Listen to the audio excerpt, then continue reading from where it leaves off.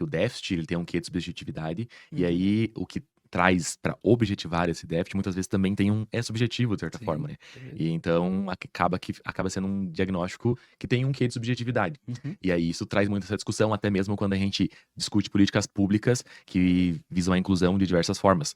Muitas delas que não tem muita discussão, do tipo, política de terapias e etcétera, e outras do Uhum. tipo, cotas em processos seletivos, tempo ampliado de prova, etcétera. E hoje, assim, a gente vê uma certa disputa entre pessoas que criticam esse Uhum. sobrediagnóstico, vamos colocar assim, e pessoas que acham que não, de fato, isso é a inclusão, a gente agora só, desvendou os olhos para o problema que a gente não estava olhando. Uhum. Isso deve aparecer diariamente na tua prática, no teu dia a dia.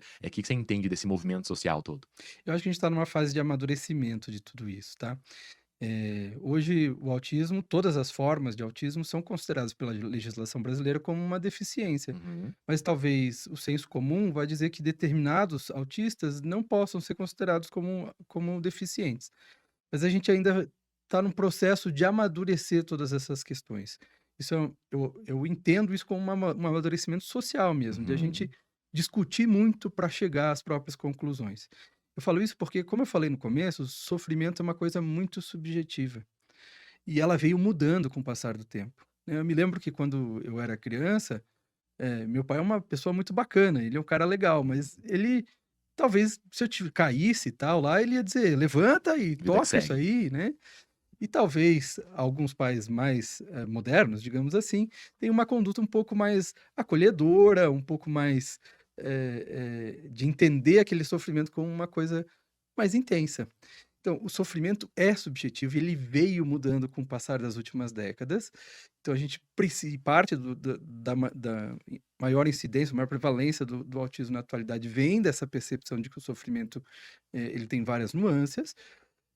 Então a gente vai ter que discutir socialmente, porque isso envolve custos do próprio estado, Sim.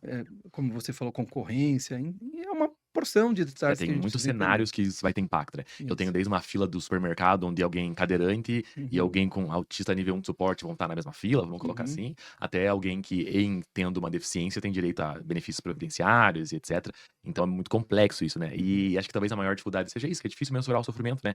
Porque a gente daí acaba fazendo uma competição de sofrimento. uhum, Quem sofre mais? A depressão severa, o autista nível 1 de suporte, o quem tem doença de Crohn, quem tem fibromialgia. E justamente. essa discussão é muito complexa e acho que a sociedade, de fato, vai ter que discutir muito isso pra gente chegar, né, num senso comum.